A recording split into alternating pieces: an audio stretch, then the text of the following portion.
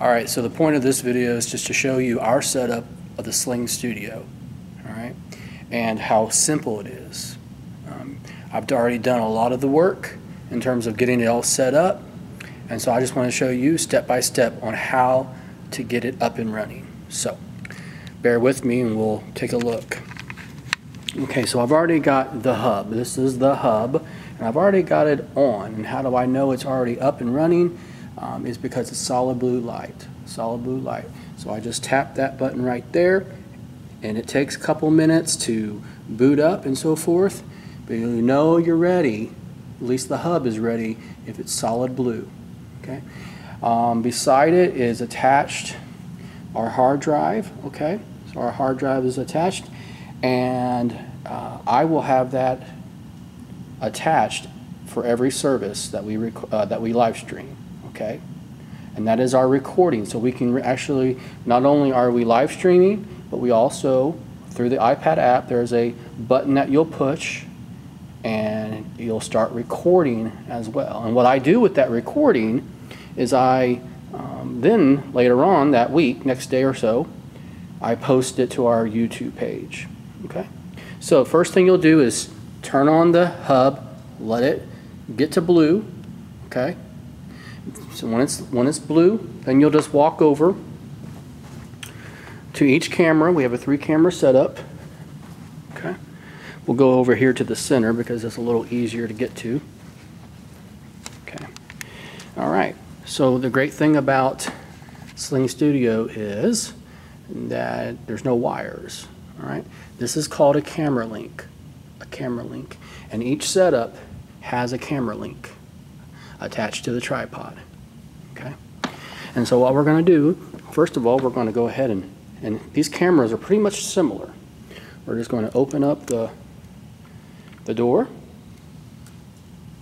Okay, and then we're going to take the shorter cable, all right, that's coming out of the camera link, and we're going to plug it in to the HDMI in the camera. So just going to plug that in. So you'll notice I plugged it in. All right. Now, so what you do now is that you'll turn on the camera link. Just push that button for a couple seconds until, there we go, and let go. And now you know. And those little green bars just show you the battery level. Okay. All right. So you would do that to each camera setup. For right now, though, we're just going to head on back to the hub. We're going to go back to the hub, and we're going to take our iPad.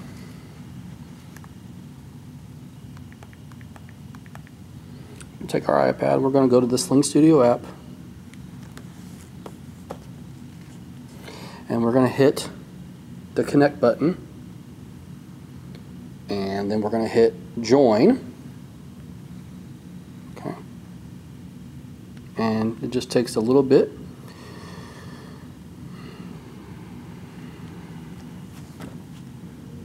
All right, so this is the iPad setup, the Sling Studio app. Okay, and what I'll do is I'll hit this 3-bar here, and I'll just close project. Sure, close project. And then I will hit create, open project, hit new project. I will slide the video source and program out bit rate to its max because we have really good internet speed. I will keep the project name and the video production the same. Won't even touch that. Okay, I know it's hard to see, but we've got it at 1080p at 30 frames per second. And then you also then hear where it says live broadcasting. Go ahead and tap. And right now it's doing a upload speed check.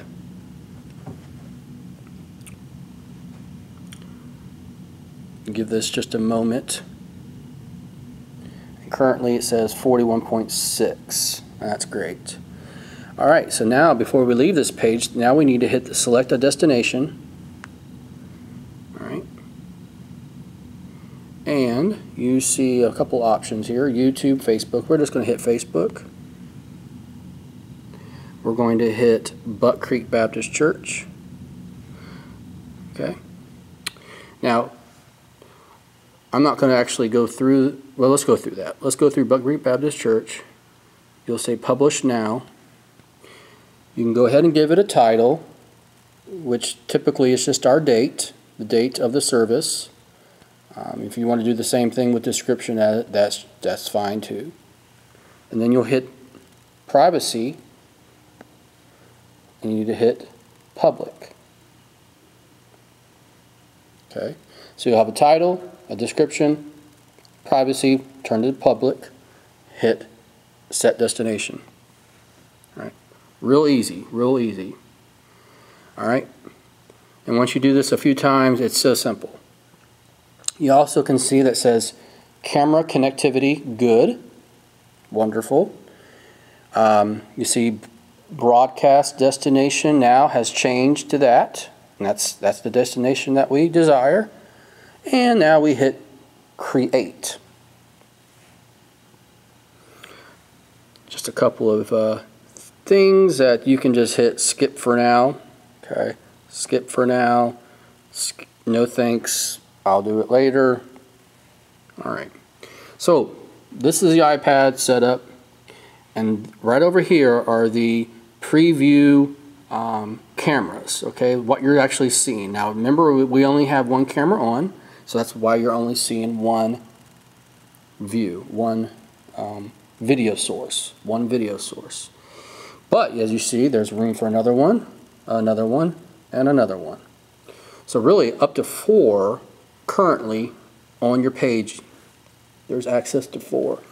With the Sling Studio, we're actually able to have up to 10 sources. The other 6 would be kind of hidden, and that's kind of an advanced thing that we can show you later if we ever get to that point. So anyways, we're at this screen here, and what we'll do is we'll hit the audio mixer. Okay. Now, this is real important. Okay. You see that each camera is just called it's called Cam Link, and it has a little just an abbreviation AO69. Each camera will have its own channel, audio channel. This is audio. We're talking about audio now. This is the audio mixer. Okay. First we have audio line in, and we always are running sound from the audio line in. And that is why you see a red slash through the speaker. That means we are not using the microphone on the camera. That would not sound good. You do see the levels going up, and that's just because the camera is picking up my voice. But for the broadcast, we've got it muted. Okay? You see audio line in is not muted. And that's where we want all of our cameras to look like. We want all of our cameras to have the slash through. And for instance, if it's not slash through like that, you just tap and now you see a slash. Okay? You'll still see the levels going up and down. And in fact, you can just push it down and you won't see anything. Okay? You also have the program live output. That pretty much stays the same. The only thing that we change during the broadcast is the audio line in. And you'll want it not to go into the red. If it starts going in the red, then you can just take that and slide it down a little bit. But typically we've seen that this is a pretty good setup. Alright, so that's our audio. And all you got to do now is, what I want you to do is take this and slide it down to the broadcast. Okay, so watch. So you just take that and then let go. Alright, so now we are not live yet. Alright, but this is what would be broadcasted. This would what be broadcasted. So we've got the audio mixer board on top and the broadcast on the bottom. Now if you do happen to tap preview, this is actually your preview, okay? It's not what's being broadcasted, but for right now we won't do that. Back to audio mixer, okay? Now, so that's real simple. And the next thing that you will do is, remember I told you we can record and we want to record. So when we're ready to go and it's time for our worship service to start, you would hit the record button. Okay, let's just go ahead and do that. Record, and you'll see it that it turns a red color there. Okay, that means currently it is recording. Okay, and you can also see right there that it even has a timer. Okay, so we are recording, and whatever is in this box is actually being recorded. So if we had other video sources, we wanted to switch the view, we would just slide it over here, and the new view would take would be what you would see here. Okay, so you would just slide. Okay, now there are some more advanced settings. Typically, we unless we're short on volunteers, we like to do this, but there is ways to actually kind of have an autopilot where it will switch from camera to camera to camera, whatever parameters you want, and whatever sequence, how many seconds, and so forth. So that's a pretty cool feature when we're short-staffed. But right now I'm just showing you that we would just do that. Now, that's just recording. And so when we're ready to go live, you would hit go live. So let me go ahead and hit that, because it won't actually go live just yet.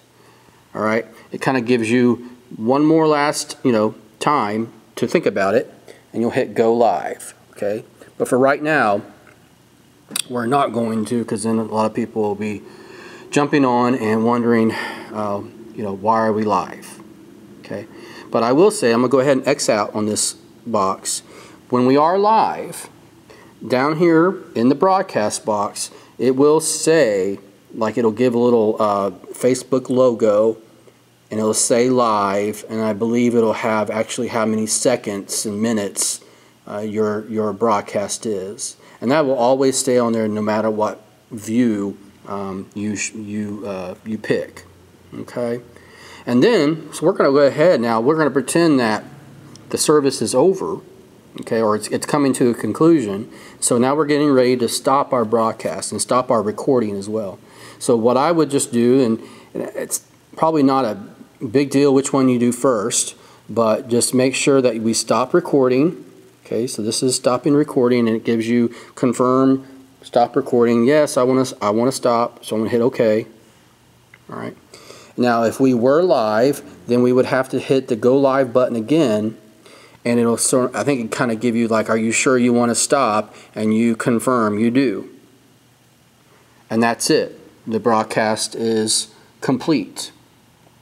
Okay, and then there's just a few steps to turn everything off.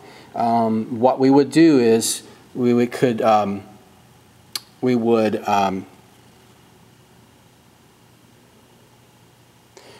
go over to the camera link and turn that off. And not right now, I'll show you later in person, but we'll just turn that off, come over here, and we'll hold this button down for a few seconds until the blue light starts blinking.